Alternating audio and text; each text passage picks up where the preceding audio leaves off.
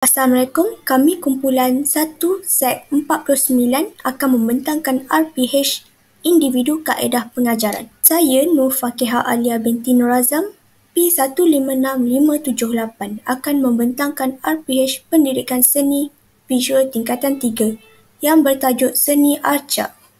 Standard kandungan dan standard pembelajaran adalah seperti yang dipaparkan. Untuk objektif, murid dapat menceritakan tentang sejarah perkembangan seni arca. Murid juga dapat menghayati dan menjelaskan tentang pengalaman sendiri dalam penghasilan produk seni arca. Dan yang ketiga, murid dapat menjelaskan tentang definisi sejarah, jenis dan kaedah penghasilan arca. Kriteria kejayaan: memberi penerangan yang mendalam tentang tajuk seni arca. Boleh membuat aktiviti berkumpulan dengan menceritakan perkembangan sejarah seni arca dan menerangkan hasil karya seni arca dalam penghasilan produk seni. Induksi: isi pelajaran iaitu membuat evaluasi pengajaran bersama murid. Aktiviti: membuat aktiviti sesi jawab bersama murid. Bagi bahan bantu mengajar, ia menggunakan contoh produk, tanah liat serta buku teks. Fokus di dalam pembelajaran ini adalah berkaitan dengan kreativiti dan inovasi, strategi berkaitan dengan kecerdasan serta kemahiran mengaplikasi bentuk seni arca. Langkah 1. Isi pelajaran dengan memberi penerangan tentang seni arca. Aktiviti yang dilakukan adalah dengan memberi tunjuk ajar tentang cara penggunaan bahan, sesi soal jawab bersama murid untuk merangsang pengetahuan murid. Dan BBM membuat demonstrasi atau teknik secara langsung menggunakan bahan yang disediakan untuk menarik minat pelajar. Ia juga dengan menunjukkan contoh produk kepada murid untuk membantu murid memberi bayangan untuk mengaplikasi karya. Langkah 2, dengan memberi penjelasan yang mendalam tentang perkembangan seni arca. Aktiviti yang dilakukan pembahagian kumpulan oleh guru, perbincangan sesama murid tentang perkembangan seni arca, marker dan pen diberi kepada murid untuk membuat pembentangan berkumpulan. BBM yang dilakukan adalah dengan menggunakan buku teks. Bagi langkah 3, penerangan tentang jenis-jenis arca serta kaedah. Aktiviti: saya membuat demonstrasi kepada murid secara langsung di depan semua murid dan murid diberi tugasan untuk menghasilkan satu bentuk arca dalam masa 15 minit sahaja. Penggunaan bahan adalah dengan menggunakan tanah liat. Justifikasi: penghasilan bentuk arca yang dilakukan oleh murid, iaitu murid menunjukkan hasil karya mereka dan menjelaskan jenis arca yang dibuat. Nilai murni yang terdapat dalam subjek ini adalah dengan ketekunan di mana murid berusaha untuk menghasilkan bentuk karya dengan bersungguh-sungguh. Sekian daripada saya, terima kasih. Bismillahirrahmanirrahim. Assalamualaikum warahmatullahi wabarakatuh. Saya Siti Nur Farhana binti Rahmat, P157698 akan membentangkan RPH subjek Pendidikan Islam tingkatan 1 yang bertajuk Wuduk dan Syarat Kesempurnaannya. Berikut merupakan standard kandungan dan standard pembelajaran yang terdapat di dalam RPH saya. Seterusnya, terdapat 4 objektif dalam RPH saya. Yang pertama, murid dapat menyebut pengertian, hukum, dalil nakli serta rukun-rukun wuduk dengan lancar. Yang kedua, murid dapat menyatakan kelebihan wuduk dari sudut pandang sains. Dan seterusnya, murid dapat mengklasifikasikan perkara-perkara sunat, makruh dan perkara yang membatalkan wuduk. Dan juga yang terakhir, murid dapat menunjukkan cara berwuduk dengan sempurna. Terdapat 5 kriteria kejayaan di dalam RPH ini. Pertama, murid menyatakan pengertian hukum, dalil, nakli secara individu dan berkumpulan dengan bimbingan guru. Yang kedua, murid menerangkan rukun-rukun wuduk dengan tepat menggunakan kad imbasan. Yang ketiga, murid menjelaskan kelebihan wuduk dari sudut sains berpandukan tayangan video. Yang keempat, murid menyerahkan dan mengklasifikasikan perkara-perkara sunat, makruh dan perkara yang membatalkan wuduk melalui aktiviti berkumpulan. Dan yang terakhir, murid menunjukkan cara berwuduk dengan sempurna selepas menonton video wuduk dan demonstrasi berkumpulan. Seterusnya, kita masuk pada langkah pengajaran. Yang pertama, set induksi selama 5 minit. Isi pelajaran: menunjukkan poster gambar, air, muka, tangan, kepala dan kaki di hadapan dan mengajukan soalan tentang kaitan antara semua gambar tersebut. Aktiviti: murid dibahagikan kepada 4 kumpulan. Sesi soal jawab dilakukan dan murid dikenaki perbincangan dalam kumpulan tentang kaitan gambar. BBM: projektor LCD, komputer dan poster gambar. Fokus EMK bahasa NM, kerjasama SP perbincangan dan soal jawab, KB kemahiran kritis. Seterusnya, langkah 1 selama 10 minit. Isi pelajaran penerangan tentang maksud, hukum dalil dan rukun wuduk. Aktiviti, murid diberikan tugasan dalam kumpulan dan dikehendaki menerangkan tugasan kepada rakan lain. Aktiviti menyusun kad imbasan rukun wuduk secara berkumpulan. BBM, buku teks dan kad imbasan rukun wuduk. Fokus, EMK, bahasa dan nilai murni iaitu bertanggungjawab. NM, kerjasama, saling membantu dan teliti. SP, perbincangan dan kolaboratif. KB, pemikiran kritis. Seterusnya, langkah 2 selama 10 minit. Isi pelajaran tentang kelebihan wuduk dari sudut pandang sains, aktiviti, tayangan 2 video dari YouTube dan penjelasan daripada guru. Dan seterusnya, wakil murid dipanggil untuk membuat kesimpulan. BBM, LCD projector, komputer dan YouTube. Fokus EMK, bahasa dan sains. NM, kebersihan dan ketekunan dalam menumpukan perhatian. SP, tikrar dan berasaskan video. KB, pemikiran kritis dan komunikasi. Kemudian, langkah 3 selama 20 minit. Isi pelajaran, klasifikasikan perkara sunat, makruh dan batal wuduk. Aktiviti, paparan infografik sambil diterangkan oleh guru. Seterusnya, aktiviti mengklasifikasikan dijalankan menggunakan kad imbasan dan seterusnya kuis di word wall. BBM, LCD projector, komputer, poster gambar, kad imbasan dan kuis word wall. Fokus EMK, bahasa nilai dan nilai murni.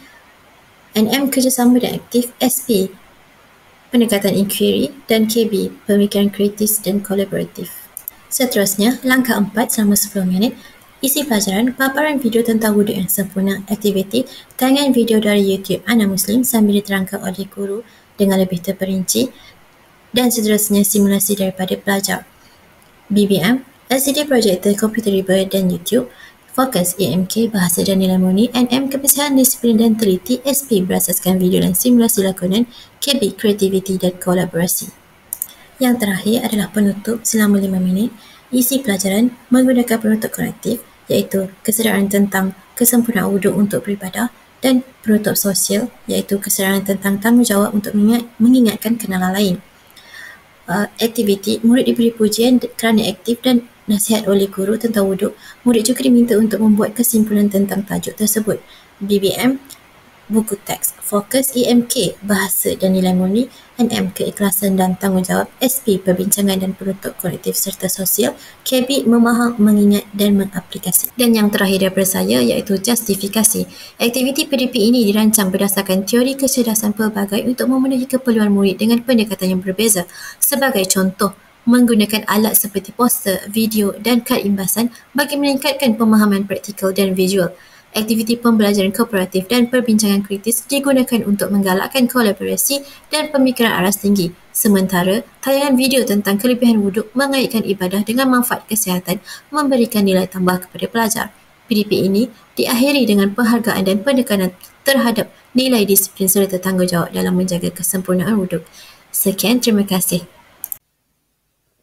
Bismillahirrahmanirrahim. Nama saya Muhammad Najib bin Abdul Hamid, nombor matrik P158929. Pada hari ini saya akan membentangkan rancangan pengajian harian bagi subjek sejarah tingkatan 1 bab 3 iaitu zaman prasejarah. Bagi standard kandungan bab 3 zaman prasejarah, pengenalan iaitu definisi zaman prasejarah dan perkembangan evolusi zaman prasejarah serta ciri-ciri yang terkandung di dalamnya. Bagi standard pembelajaran, pelajar akan memperoleh dan mengetahui mengenai zaman prasejarah termasuk perkembangan dan evolusi zaman prasejarah yang melibatkan cara hidup, kegiatan dan aktiviti, seni budaya serta kepercayaan. Objektif bagi tajuk ini yang pertama iaitu pelajar memperoleh input berkenaan zaman prasejarah melalui definisi, perkembangan dan evolusi zaman prasejarah serta ciri-ciri yang terkandung di setiap zaman prasejarah. Kedua, pelajar didedahkan dengan pembelajaran interaktif melalui aktiviti berkumpulan yang merangkumi pelibatan semua yang dengan rangsangan pemikiran yang kritis. Dan yang terakhir iaitu yang ketiga, pelajar terbuka mengemukakan persoalan mengenai zaman prasejarah dan diselitkan komunikasi dua hala melalui kuis atau soalan trivia. Rancangan pengajian harian dikira sebagai berjaya sekiranya pelajar tahu dan bijak mengklasifikasikan ciri-ciri setiap zaman prasejarah dengan meletakkan set kad Manila pada ruangan yang telah ditetapkan. Yang kedua, pelajar berkebolehan menjawab tiap persoalan berkaitan prasejarah yang dikemukakan. Dan yang terakhir, pelajar kritis dalam mengenal pasti perkembangan evolusi zaman prasejarah. Permulaan dan pengenalan bagi zaman prasejarah adalah melalui penerangan oleh guru dan tayangan video berkenaan zaman prasejarah, evolusi dan ciri-ciri yang terkandung setiap daripada zaman prasejarah melalui permainan interaktif dengan pelajar. Alat bantu mengajar dalam bahagian ini adalah projektor. Dan fokus ini adalah membentuk keyakinan diri, kecerdasan dan pengenalpastian masalah dan berfikir secara kritis. Bagi langkah pertama, penjelasan dan tayangan video berkenaan proses evolusi zaman prasejarah melalui penerangan kepada pelajar berkenaan video dan gambaran satu-satu zaman prasejarah merangkumi cara hidup, kegiatan, aktiviti dan seni budaya yang melibatkan penggunaan teknologi maklumat EMK. Nilai yang terkandung adalah keyakinan diri dan jati diri. Strategi adalah melalui penerangan dan kemahiran adalah menganalisis dan pemikiran kritis. Alat bantu mengajar dalam set ini adalah set projector. Di langkah kedua, semua pelajar dilibatkan di mana setiap pelajar dibekalkan satu set kad Manila yang harus mereka tampalkan di 4 jenis zaman prasejarah. Melalui pelibatan semua pihak, ini memerlukan AMK iaitu kreativiti dan inovatif dan pemikiran kritis, menekankan nilai yakin diri, strategi iaitu kebebasan dalam membuat keputusan dan yang terakhir adalah kemahiran dalam mengenal pasti masalah dan merencana keputusan. Langkah yang seterusnya, langkah yang ketiga, iaitu perbincangan dan pembetulan berkaitan aktiviti yang telah dijalankan sebentar tadi. Setiap kumpulan diberi masa dan kuasa untuk membetulkan kedudukan bagi mana-mana set kertas Manila yang disalah letak. Guru bertindak sebagai pemudah cara selain mengemukakan soalan trivia kepada pelajar. Setiap soalan yang dikemukakan mempunyai markah tambahan. Dan bagi alat bantu mengajar dalam langkah ini adalah 30 set kertas Manila. Fokus bagi langkah ini adalah AMK, kritis dan kepantasan. Nilai iaitu yakin diri, strategi melibatkan kebebasan membuat keputusan serta kemahiran yang terlibat adalah kenal pasti masalah dan kritis. Baik, di akhir aktiviti ini adalah rumusan pembelajaran di mana markah diberikan kepada set kertas Manila yang ditampalkan dengan betul. Kemudian markah juga diberikan kepada pelajar yang berjaya menjawab soalan trivia dengan baik dan betul. Aktiviti ini secara tidak langsung dapat melahirkan sifat patriotisme dan juga melahirkan sifat jati diri dan sikap sayangkan negara. Terima kasih. Assalamualaikum warahmatullahi wabarakatuh. Saya Izzah Nashita binti Muhammad Asri, nombor matrik B155155. Hari ini saya akan membentangkan rancangan pengajaran harian RPH berserta justifikasinya bagi subjek sains tingkatan 1 yang bertajuk faktor yang mempengaruhi perkembangan fetus dan bayi. Standard kandungan bagi tajuk ini ialah faktor yang mempengaruhi perkembangan fetus dan bayi. Bagi standard pembelajaran, ada 3. Yang pertama, menghubungkaitkan kepentingan pengambilan makanan yang berkhasiat kepada kesihatan ibu dan fetus semasa kehamilan. Yang kedua, mewajarkan kepentingan mengelak daripada mengambil bahan yang boleh memudaratkan fetus. Dan yang ketiga, mewajarkan kebaikan penyusuan susu ibu kepada perkembangan bayi berbanding susu formula. Seterusnya, terdapat 3 objektif yang telah dilaksanakan semasa sesi PTP. Yang pertama, mengenal pasti kepentingan pengambilan makanan yang berkhasiat kepada ibu dan fetus semasa kehamilan. Yang kedua, menyenaraikan dan menyatakan contoh pemakanan berkhasiat yang perlu diambil oleh ibu dan fetus semasa kehamilan. Dan yang ketiga, membandingkan kesan penyusuan susu ibu dengan penggunaan susu formula terhadap perkembangan otak. Dan kriteria kejayaan yang telah mencapai objektif. Yang pertama, murid dapat mengenal pasti 4 daripada 5 kepentingan pengambilan makanan yang berkhasiat kepada ibu semasa kehamilan. Aktiviti ini telah dilaksanakan dalam langkah 1. Murid dapat menyenaraikan dan menyatakan 4 daripada 5 contoh pemakanan yang berkhasiat yang perlu diambil oleh ibu dan fetus semasa kehamilan. Aktiviti ini telah dilaksanakan dalam langkah 2. Seterusnya, murid dapat membandingkan 3 daripada 4 kesan penyusuan susu ibu dengan penggunaan susu formula terhadap perkembangan otak. Aktiviti ini juga dilaksanakan dalam langkah 2. Seterusnya adalah set induksi. Aktiviti yang telah dijalankan adalah dengan menayangkan video dan poster infografik perkembangan fetus dari minggu ke minggu. Dan pelajar diminta untuk berkongsi pandangan awal tentang video dan gambar yang ditayangkan oleh guru. Aktiviti ini dipilih kerana visual lebih mudah difahami berbanding penerangan teori semata-mata. Video membantu pelajar melihat perubahan fetus secara progresif dan merangsang sifat ingin tahu serta menyediakan asas sebelum mereka meneraka faktor yang mempengaruhi perkembangan fetus. Seterusnya, bagi langkah 1, aktiviti yang telah dijalankan ialah dengan menayangkan infografik kelas pemakanan dan video makanan yang berkhasiat untuk ibu hamil. Pelajar juga diberikan tugasan untuk berbincang jawapan soalan yang diberikan oleh guru. Pemilihan kaedah visual juga membantu pelajar lebih memahami perkembangan fetus secara saintifik. Kaedah ini dipilih kerana penerangan guru dapat memberikan asas yang kukuh sebelum pelajar menjalankan aktiviti lain yang lebih interaktif dan disokong dengan tayangan video dapat membantu pelajar melihat perubahan fetus secara progresif dan secara tak langsung akan merangsang sifat ingin tahu.